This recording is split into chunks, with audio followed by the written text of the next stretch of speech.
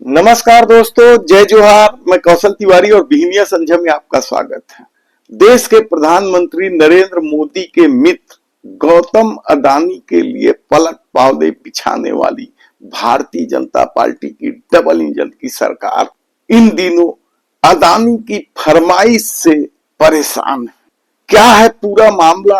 अडानी ने ऐसा क्या कर दिया है कि छत्तीसगढ़ की डबल इंजन की सरकार को अमित शाह और देश के प्रधानमंत्री नरेंद्र मोदी से बात करने की जरूरत आन पड़ी है? ये पूरा मामला हम आपको विस्तार से बताएं। इससे पहले बता देते हैं कि छत्तीसगढ़ में हसदेव अरण्य को लेकर अब तीसरी मंजूरी मिल गई है। यानी अब तक राजस्थान बिजली बोर्ड के लिए जो 2 मंजूरी मिली थी और जिसमें लाखों पेड़ हसदेव के काटे गए थे, अब इस तीसरी मंजूरी को लेकर न केवल छत्तीसगढ़ बचाओ मंच, हसदेव बचाओ मोर्चा ने भी अब बिगुल फूंक दिया है विरोध का। देखिए, हसदेव अरण्य के अंदर राजस्थान सरकार को आवंटित और अडानी के एमडीओ वाली तीसरी कोल ब्लॉक केटे एक्सटेंशन की बंस्वीकृति देने का जो मामला है, ये यकीन मानिए छत्तीसगढ़ को बर्बाद करके रेगिस्तान में तब्दील करने की दिशा में एक कदम है। पहले से ही हसदेव में अडानी की जो 2 खदानें हैं राजस्थान के नाम पर, लेकिन अडानी चला रहा है, लगभग 10,500 एकड़ जंगल जमीन का विनाश हो चुका है, जिसमें 6 लाख के आसपास पेड़ काटे जा चुके हैं। ये वही हसदेव अरण्य जंगल है जिसे 2009 में खनन से मुक्त रखने का निर्णय केंद्र सरकार ने किया था। ये वही हसदेव जंगल है जिसकी जैव विविधता का अध्ययन करते हुए भारतीय वन्यजीव संस्थान ने कहा है कि हसदेव में यदि खनन की अनुमति दी गई तो मिनी माता हसदेव बांगो बांध और हसदेव नदी का अस्तित्व जो है वो संकट में आ जाएगा और मानव हाथी संघर्ष इतना व्यापक हो जाएगा कि भविष्य में संभाला नहीं जा सकता। और इसी मानव हाथी संघर्ष को कम करने के लिए, हाथियों के प्राकृतिक रहवास को बचाने के लिए, उनके आवाजाही के कॉरिडोर को बचाने के लिए हाथी रिजर्व बनाया गया है 2000 वर्ग किलोमीटर का। लेकिन केटे एक्सटेंशन खदान जो प्रस्तावित है, जिसमें 1762 हेक्टेयर टोटल इलाका है, जिसका 98% इलाका क्षेत्र घना वन इलाका है और लगभग 7 लाख के आसपास पेड़ इसमें काटे जाने हैं। यदि इस जंगल का विनाश कर दिया गया तो हाथियों की आवाजाही का रास्ता नहीं बचेगा और उसके बाद जो हाथी रिजर्व है वो औचित्यहीन हो जाएगा। ये वो जंगल है जिसका संरक्षण कई पीढ़ियों से वहाँ के आदिवासी और अन्य परंपरागत वन्यवासी करते आए हैं। उसी भारतीय वन्यजीव संस्थान की अध्ययन में ये लिखा हुआ है कि वहाँ के आदिवासियों की जो आय का कुल 70% हिस्सा है वो जंगलों से होता है और इस जंगल को विनाश करके आप उनकी स्थायी और टिकाऊ आजीविका संस्कृति को खत्म कर रहे हैं। जो सबसे भयानक स्थिति है कि जो हसदेव की समृद्ध जैव विविधता है, जो पर्यावरण है, जो इकोलॉजी है, इसका विनाश छत्तीसगढ़ के लिए बहुत भारी पड़ने वाला है। इसको बचाने को लेकर हमें याद है कि 26 जुलाई 2022 को छत्तीसगढ़ के सदन में एक संकल्प प्रस्ताव हुआ था, जिसमें भाजपा और कांग्रेस के सभी 90 विधायक शामिल थे और उस प्रस्ताव में ये संकल्प पारित किया गया था कि हसदेव के सभी कोयला खदानों को निरस्त किया जाए। और उसी के आधार पर पूर्ववर्ती सरकार ने, कांग्रेस सरकार ने बाकायदा केटे एक्सटेंशन कोल ब्लॉक की बंस्वीकृति को रोका था और यहाँ तक कि इसकी भूमि अधिग्रहण की कार्रवाई और जनसुनवाई की कार्रवाई को भी उन्होंने विरोध किया था। लेकिन सरकार बदलते ही विष्णुदेव साय सरकार ने इस परियोजना को आगे बढ़ाया। आप यकीन मानेंगे कि जिस राजस्थान के कोयले की जरूरत के लिए इस खदान को खोलने की प्रक्रिया आगे बढ़ाई जा रही है, सच्चाई यह है कि राजस्थान को कोयले की जरूरत ही नहीं है। राजस्थान सरकार को लेकर सेंट्रल इलेक्ट्रिसिटी अथॉरिटी ने जो अपने आंकड़े प्रस्तुत किए हैं, संशोधित आंकड़े प्रस्तुत किए हैं, उसके अनुसार 2025-26 से लेकर 2035-36 के बीच में जो पूर्व में अनुमान लगभग 20,000 मेगावाट था, वो घटाकर 16,000 मेगावाट कर दिया गया है।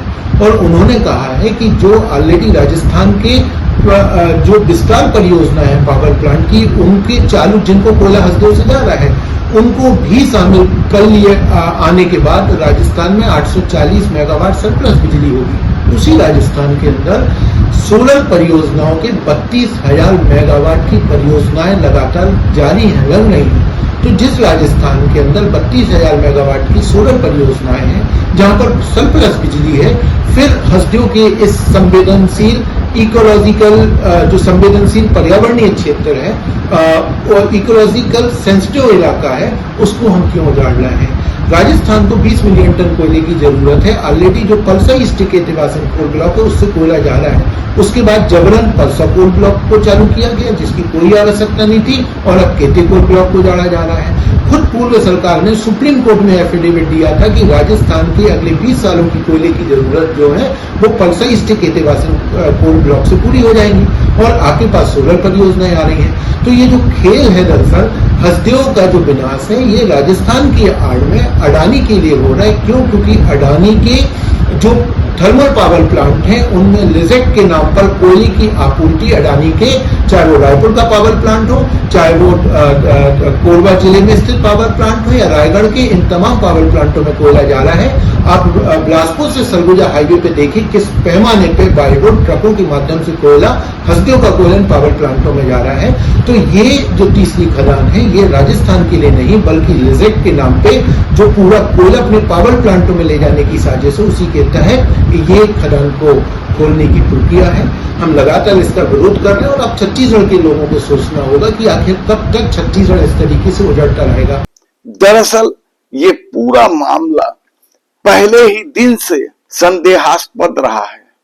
यह पूरा मामला पहले ही दिन से देश के प्रधानमंत्री नरेंद्र मोदी के मित्र प्रेम से जुड़ा हुआ है। सीधी एंट्री देने की बजाय यदि राजस्थान बिजली बोर्ड के माध्यम से छत्तीसगढ़ के संसाधनों पर अडानी का कब्जा होता चला जा रहा है, तो फिर आने वाले दिनों में क्या कुछ होगा कहना बड़ा मुश्किल है। आज जो जलवायु परिवर्तन का संकट है, उसको आप देखें, और आने वाले दिनों में ये जो अल नीनो का संकट आया है, जो जलवायु परिवर्तन के कारण और ज्यादा भयानक हो रहा है, आज छत्तीसगढ़ तप रहा है। हालत ये है कि राजस्थान को भी छत्तीसगढ़ ने पीछे छोड़ दिया गर्मी के मामले में। पूरी दुनिया के 100 सबसे गर्म शहरों में भारत देश के 95 शहर शामिल हैं, और यही इसी स्थिति में हम हस्दियों जैसे प्राकृतिक साल के जंगलों का विनाश कर रहे हैं। किसके लिए? और यदि यही स्थिति बनी रही तो छत्तीसगढ़ को विशेष रूप से समझना होगा कि ना तो छत्तीसगढ़ में पानी बचने वाला है, न छत्तीसगढ़ में साफ हवा बचने वाली है, और छत्तीसगढ़ का डिजर्टिफिकेशन बहुत तेजी से आने वाले दिनों में होने वाला है, और अगले कुछ सालों में छत्तीसगढ़ रहने लायक स्थिति नहीं बनेगी। इसीलिए ये गुजारिश है, ये सवाल सिर्फ हस्दियों के लोगों का नहीं है, छत्तीसगढ़ का हर नागरिक से गुजारिश है कि इस विनाश को रोकिए। एक कॉर्पोरेट, एक पूंजीपति के लूट के लिए हस्दियों का विनाश जारी है, उसके खिलाफ आवाज उठाइए। हसदेव को लेकर कितने ही सवाल उठ रहे हैं। यहां तक कि अनुसूचित जनजाति आयोग ने भी फर्जी जन सुनवाई के खिलाफ कड़े तेवर दिखाए हैं। लेकिन यदि पूरी सरकार अडानी के गोद में बैठी हो, तब किसी भी आयोग के निर्देश आदेश का क्या मतलब रह जाए। और इस खेल में किस तरीके से हसदेव उजड़ रहा है। मध्य भारत का फेफड़ा कहने वाले हसदेव के इस उजड़ने को लेकर अब बड़ा सवाल ये उठने लगा है कि क्या इस तरह से पेड़ों की यदि कटाई जारी रही तो बांगो नदी का क्या होगा। बांगो नदी में जो छत्तीसगढ़ सरकार की महत्वाकांक्षी ऊर्जा योजना है, उसका क्या होगा, ये बड़ा सवाल उठने लगा है।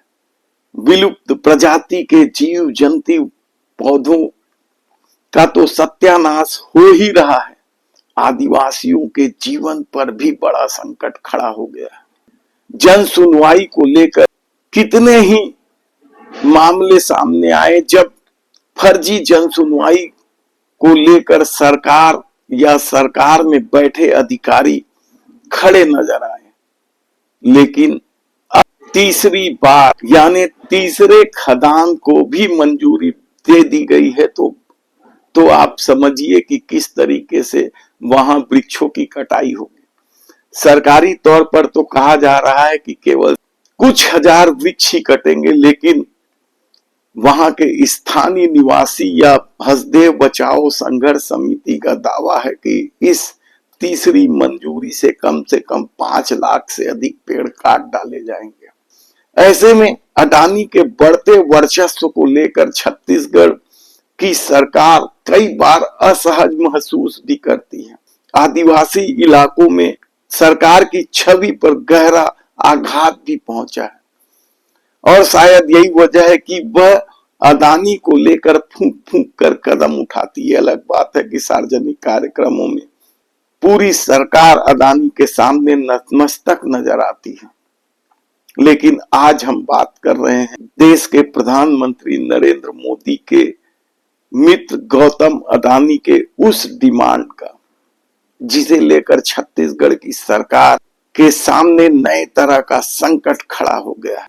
क्योंकि यदि अडानी की डिमांड नहीं मानी गई तो देश के प्रधानमंत्री नरेंद्र मोदी और गृह मंत्री अमित शाह नाराज हो जाएंगे, और मानी गई तो जनता की क्या प्रतिक्रिया होगी, यह सोचकर ही उन डर लगने लगा है, कहा जाए तो गलत नहीं होगा।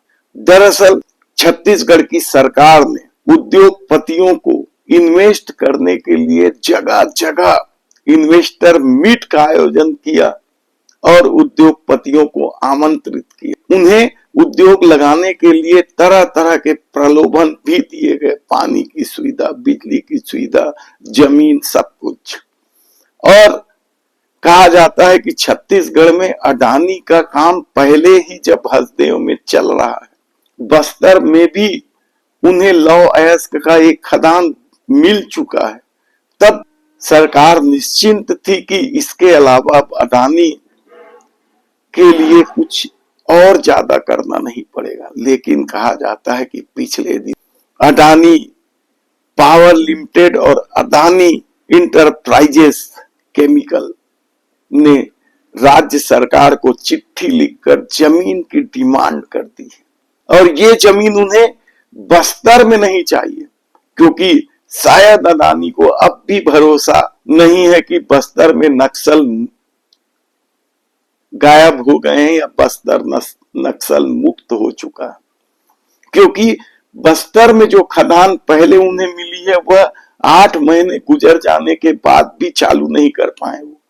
वहां भी लगभग 150 गांव के आदिवासी अडानी के इस प्रोजेक्ट का विरोध कर रहे हैं, जिसके चलते खदान की खुदाई नहीं। इसलिए अडानी ने ऊर्जा के क्षेत्र में कदम रखने के सरगुजा क्षेत्र में जमीन की मांग की।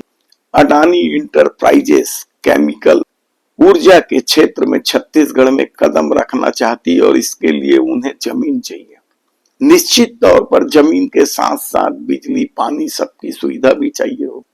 सूत्र बताते हैं कि इस पत्र के आते ही सत्ता में बैठे उच्च पदस्थ लोगों के सामने नई तरह की दिक्कत खड़ी हो गई, क्योंकि वे खुद आमंत्रित करने पहुंचे हैं सभी उद्योगपतियों के पास, जिसमें जिंदल, आर्सेनिक, मित्तल, कई बड़े नाम हैं, बजरंग पाव, जिन्हें जमीन चाहिए। किसी को सरगुजा में जमीन चाहिए तो किसी को बस्तर में जमीन चाहिए, और जमीन के साथ साथ सुविधा भी चाहिए। और यदि सरकार उद्योग लगाने के लिए सुविधा देने का दावा की है या वादा किया है, तो फिर उद्योगपतियों को और क्या चाहिए। लेकिन मामला अडानी के ऊर्जा क्षेत्र में उतरने का है या दूसरे उद्योग लगाने का है, और इसके लिए सरगुजा क्षेत्र में जो जमीन मांगी गई है, कहा जाता है कि उस क्षेत्र में सरकार नहीं चाहती कि अब अडानी को कोई और दूसरा काम मिले, और यही वजह है कि इस मामले में राजनीतिक सुगबुगाहट भी शुरू हो गई है कि यही स्थिति रही तो उनके लिए छत्तीसगढ़ में अगला चुनाव जीतना मुश्किल होगा। और शायद यही वजह है कि अडानी के इस डिमांड को सीधे नकारने की बजाय सरकार बीच का रास्ता निकालना चाहती है, और यह बीच का रास्ता क्या मोदी शाह निकालेंगे, देखने की बात होगी। हालांकि बात कौन करे, इसे लेकर भी संशय है।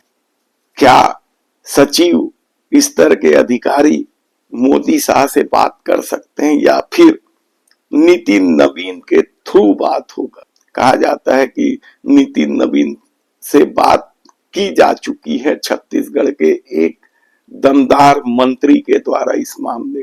और चर्चा तो इस बात की भी है कि 19, 20, 21 को जो मध्य क्षेत्रीय बैठक होने वाली है, जिसमें देश के गृह मंत्री अमित शाह आने वाले हैं, बस्तर में होगी यह बैठक, वहां अमित शाह से इस मुद्दे पर चर्चा भी की जा सकती है। तब देखना है कि अडानी के इस नए डिमांड का क्या होता है। छत्तीसगढ़ सरकार दबाव में आकर काम करती है या फिर मोदी शाह इस डबल इंजन की सरकार की स्थिति को समझते हुए कुछ और रास्ता अख्तियार करते हैं।